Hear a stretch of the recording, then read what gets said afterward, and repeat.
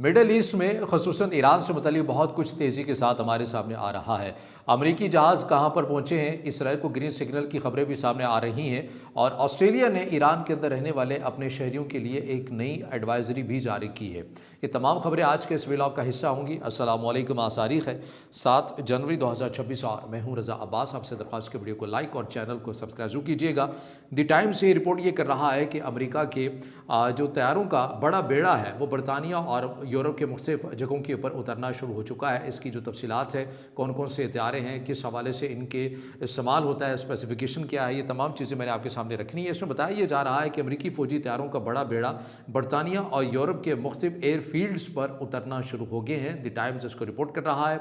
इसमें बताया जा रहा है कि कम से कम 14 C-17 globe master 3 transport plans ये पहुँचे हैं और इसके साथ साथ AC-130J घोस्ट राइडर गनशिप 2 इनकी तादाद बताई जा रही है, ये बरतानिया में उतरे हैं। अब ये तैयारे क्या होते हैं, इनकी क्या चीज़ें हैं, वो मैं आपके सामने रख देता हूँ। इसमें बताया जा रहा है जो C-17 है ग्लोब मास्टर 3, ये भारी सामान, फौजी अमला, हेलीकॉप्टर सप्लाई वगैरह के लिए ले जाने की बड़ी सलाहियत रखने वाले ये तैयारे हैं। और AC-130J घोस्ट राइडर है, ये एक क्लोज एयर सपोर्ट अटैक के तौर के पर इस्तेमाल होता है, जिसमें तोपें और मिज़ल सिस्टम भी नस्ब होता है। अब ये स्पेशल फोर्सेस के लिए, लॉजिस्टिक डिप्लॉयमेंट के लिए ये इस्तेमाल किए जाते हैं। इसके साथ साथ किसी मुमकिना एक ख़ास ऑपरेशन अगर शुरू करना हो तो ये उसकी सपोर्ट के लिए भी इन तैयारों का इस्तेमाल किया जाता है, या फिर अमेरिका किसी रीजन के अंदर, किसी मुल्क के अंदर अपनी पोजीशन को रीपोजिशनिंग कर रहा हो तो उसके लिए भी तमाम तरह ये जो इक्विपमेंट है ये पहुंचाया जाता है। अब इसमें सरकारी सतह के ऊपर ये ऐलान तो नहीं किया गया अमेरिका की तरफ से कि इसके अगराज़ व मकासद क्या है, इतना बड़ा जो एक बेड़ा है तैयारों का ये क्यों भेजा गया है बरतानिया के अंदर या यूरोप के मुख्तलिफ ममालिक के अंदर, इसके अगराज़ व मकासद क्या है। और ज़ाहिर है ये आपको पता है कि अमूमन ऐसी जो चीज़ें होती हैं, डेवलपमेंट्स होती हैं, उनके सरकारी सतह के ऊपर इन्हें उनके ऊपर बयान नहीं दिया जाता। दूसरी जो खबर हमारे सामने आ रही है कि इसराइल के एक अपोजिशन लीडर या बाज़ वज़रा एक्स साबिका ट्विटर के ऊपर ये पोस्ट करते हुए नज़र आ रहे हैं कि ईरान को वेनेज़ुएला की सूरत हाल इंतहाई करीब से देखनी चाहिए। अब ये ईरान को वेनेज़ुएला की सूरत हाल क्यों देखनी चाहिए, अगर आप वैसे मुताला करें तो आपको किसी हद तक जो कंपैरिजन है वो बनता भी है। ईरान के ऊपर भी माशी पाबंदियाँ हैं, ईरान का भी सियासी और समाजी बाइकआउट किया जाता है अमेरिका की तरफ से, उसके इत्तेहादियों की तरफ से। सेम यही जो सिचुएशन है ये वेनेज़ुएला के अंदर भी की जाती है। अमेरिका ईरान को से भी कुछ तवक्कुआत रखता है, वेनेज़ुएला से भी वो रखता था, लेकिन वो तवक्कुआत वेनेज़ुएला ने पूरी नहीं की तो मादुरो को उठा कर ले गया गया। और इसीलिए कंपैरिजन ये किया जा रहा है कि ईरान से भी कुछ ऐसी ही डिमांड की जाती है, लेकिन ईरान भी उनको मान नहीं रहा, तस्लीम नहीं कर रहा। तो फिर यही वो वजह है कि इसराइल के बाज़ वज़रा की तरफ से कहा जा रहा है कि वेनेज़ुएला की जो सूरत हाल है ये ईरान को गौर से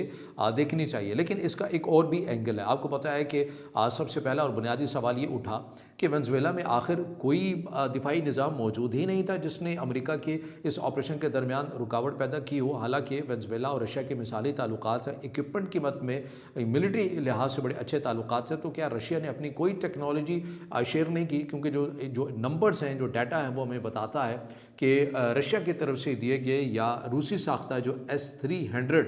दिफाई निज़ाम है वो वेनेज़ुएला के अंदर मौजूद था, लेकिन वो उस तरह से एक्टिव नहीं हो सका। अब वो एक्टिव क्यों नहीं हो सका, उसमें भी जो बाज़ रिपोर्ट्स ऐसी आ रही हैं अभी तक काबिल तस्दीक नहीं है, लेकिन मुमकिन तौर की बड़ी खबर सामने आ रही है कि अमेरिका की तरफ से ये पहली बार हुआ है हिस्ट्री में कि EMP हथियारों का इस्तेमाल किया गया है। अब ये EMP हथियार जो हैं ये अमूमन जोहरी हमलों के लिए या उनकी इंसदाद के लिए इस्तेमाल किए जाते हैं, क्योंकि ये जो दिफाई निज़ाम होता है ये इस हद तक मोहलक किस्म का होता है कि इससे निकलने वाली जो रेज़ हैं, रेडिएशन है, इसके जो हसार के अंदर या दायरे के अंदर आते हैं ये उसको जलाकर खाकिस्तर कर देते हैं। ये इस हद तक होते हैं। और बताया जा रहा है कि अमेरिका की तरफ से इसी EMP हथियार का इस्तेमाल करके वेनेज़ुएला के जो दिफाई निज़ाम था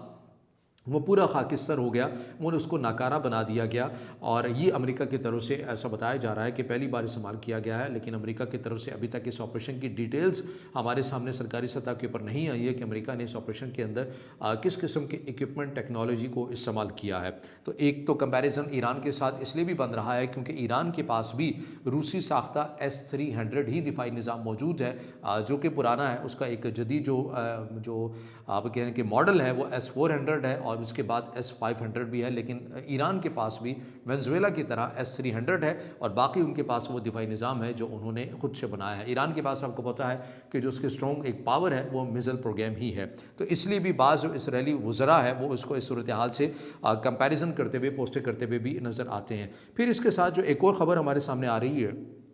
وہ ایران کی انٹرنل صورتحال سے متعلق آپ کو پتہ ہے کہ ایران میں احتجاج جاری ہیں، اور ایران کے جو احتجاج ہو رہے ہیں اس کی کیا وجوہات ہیں، محرکات ہیں، وہ ہم 2 ویڈیوز کے اندر کور کر چکے ہیں۔ ایران انٹرنیشنل جو میڈیا آؤٹ لیٹ ہے، جو ایران کا ایک سرکاری سطح کے پر موقف ہے کہ ایران انٹرنیشنل کا ایران سے کوئی لینا دینا نہیں ہے، بلکہ یہ ایک پروپیگنڈا چینل ہے، جبکہ ایران انٹرنیشنل خود یہ کہتا ہے کہ ہم ایران کی عوام کی جو آواز ہے وہ پوری دنیا تک پہنچاتے ہیں۔ تو بہرحال اس میڈیا کی طرف سے خبر یہ آ رہی ہے کہ ایران کی سرکار کی طرف سے مظاہرین کی یا مظاہروں کی شدت کو کمی کرنے کے لیے، مظاہرین کے اوپر تشدد کرنے کے لیے عراق سے ایک جو عسکری تنظیم ہے، کالعدم عسکری تنظیم ہے، جسے عالمی اداروں کی طرف سے کالعدم قرار دیا گیا اور جس کے بارے میں یہ تاثر ہے کہ ایران اس کی حمایت کرتا ہے، حشد الشعبی، ان کے افراد کو بلایا گیا اور مظاہرین کے اگینسٹ انہیں استعمال کیا گیا۔ یہ ایران انٹرنیشنل اور بعض جو دیگر میڈیا آؤٹ لیٹ ہیں وہ اس کو رپورٹ کرتا ہوا نظر آتا ہے۔ اس کے ساتھ جو ایران کی انٹرنلی صورتحال کی وجہ سے آسٹریلیا کی طرف سے اپنی ایک نئی ایڈوائزری بھی جاری کی گئی ہے اپنے شہریوں کے لیے، جس کے مطابق یہ کہا گیا ہے کہ آسٹریلیا کے شہری اگر وہ ایران میں ہیں، جتنے بھی ہیں، انہیں فی الفور جو ہے وہ ایران چھوڑ دینا چاہیے۔ جو اس ایڈوائزری کے اندر ممکنہ طور کے اوپر جو وجہ بتائی جا رہی ہے وہ فی الحال پروٹیسٹ بتائی جا رہی ہے اور پروٹیسٹ کی صورتحال بتائی جا رہی ہے، لیکن پس پردہ ایسا لگتا ہے کہ کچھ اور بڑی چیز ہے جسے چھپانے کی کوشش کی جا رہی ہے، اور ایڈوائزری بھی اسی چیز کی عکاسی کرتی ہے۔ اب آ جائیے، چونکہ میں نے ذکر کیا حشد الشعبی کا بھی میں نے ذکر کیا، تو اس کے ساتھ ایک اور جو چیز ہے، حشد الشعبی عراق کے اندر بیسیکلی یہ تنظیم ہے جس کے بارے میں یہ تاثر ہے کہ یہ ایران اس کی حمایت کرتا ہے۔ اس سے متعلق بھی امریکہ کا ایک موقف تھا، اور امریکہ نے عراق کی حکومت کے اوپر ایک خاصا ایک دباؤ بھی رکھا ان کی سویلین حکومت کے اوپر کہ آپ نے حشد الشعبی کو غیر مسلح کرنا ہے، ان سے اسلحہ لینا ہے۔ عراق کی حکومت کی طرف سے دباؤ بھی ڈالا گیا، حشد الشعبی کے اوپر کافی لفظی تکرار بھی ہوتی ہے، کسی جگہ کے اوپر کچھ تصادم بھی ہوئے، لیکن حشد الشعبی اس بات کے اوپر رضامند نہیں ہوئی کہ وہ ہتھیار نہیں ڈالے گی۔ لہٰذا اب کچھ اگین وہی کہوں گا کہ سرکاری سطح کے اوپر نہیں، لیکن کچھ اکاؤنٹ سے ایسی خبریں سامنے آ رہی ہیں کہ امریکہ عراق کے اندر اپنی ڈیلٹا فورس ڈپلائی کر رہا ہے تاکہ سلیکٹو قسم کے آپریشن کر کے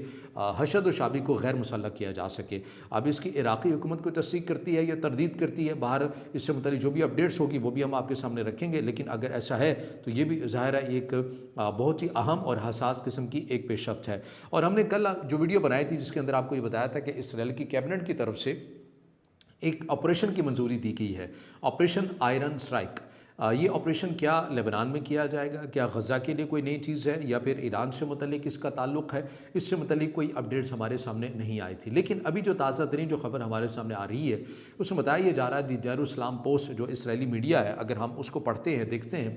تو اس میں بتایا یہ جا رہا ہے کہ امریکہ کی طرف سے اسرائیل کو حمایت کی گئی ہے، اسرائیل کی حمایت کی گئی ہے، یا پھر اس طرح کہوں اگر میں اپنی بات کو کہوں کہ امریکہ کی طرف سے اسرائیل کو ایک گرین سگنل دیا گیا ہے حزب اللہ کے اگینسٹ کارروائی کرنے کا۔ لبنان کی تنظیم اگین جسے عالمی سطح کے اوپر قدم قرار دیا گیا ہے، اور اس کے چونکہ حزب اللہ سے متعلق بھی اسرائیل کا اور امریکہ کا یہی موقف تھا کہ اس کو غیر مسلح کیا جائے۔ لبنان کی حکومت جو کہ موجودہ ہے انہوں نے اس کے لیے اسرائیل اور امریکہ سے ایک وقت مانگا تھا کہ ہمیں ایک وقت دے دیا جائے اور اس کے بعد ہم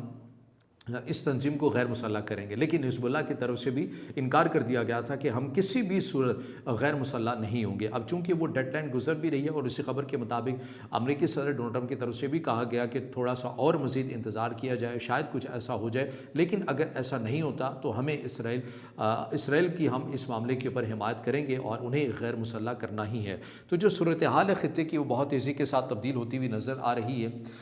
ایک طرف ایران کی اپنی انٹرنل صورتحال ہے، پروٹیسٹ سے متعلق ہے، لیکن وہ کچھ خاصی کوئی تشویشناک نہیں ہے، وہ جیسا کہ ہم نے 2 ویڈیوز کے اندر آلریڈی آپ کو بتایا تھا۔ لیکن مغربی دنیا میں اور یورپ کے اور برطانیہ کے اندر آس پاس جو بڑے بیڑا ہے طیاروں کا، ان کا پہنچنا، اس کے اوپر انٹرنیشنل میڈیا بار بار رپورٹ کر رہا ہے، ایران کے ساتھ اس سچویشن کو لنک کر رہا ہے، اسرائیل کی طرف سے آپریشن آئرن سٹرائک کی منظوری دینا، اور پھر اسرائیلی بعض جو وزراء ہیں یا سابق اپوزیشن لیڈر کہہ لیں یا موجودہ اپوزیشن لیڈر کہہ لیں، ان کی طرف سے وینزویلا کی صورتحال کو ایران پر قیاس آرائی کرنا یا قیاس کرنا، یہ تمام چیزیں ہمیں ایک بڑی ٹینشن کی طرف جاتے ہوئی نظر بھی آ رہی ہیں۔ لیکن اب دیکھنا یہ ہے کہ یہ صورتحال مزید آپ کو کس حد تک جاتی ہوئی نظر آئے گی۔ جو بھی صورتحال ہوگی، جو بھی اپڈیٹس آئے گی وہ آپ کے سامنے رکھیں گے۔ اب اس سے جڑا آپ کا کوئی سوال ہو یا رائے ہو تو ضرور کمنٹ میں اظہار خیال کیجیے گا، ویڈیو کو لائک کیجیے گا، دوستوں کے ساتھ شیئر کیجیے گا اور اس چینل کو زیادہ سے زیادہ سبسکرائب کیجیے۔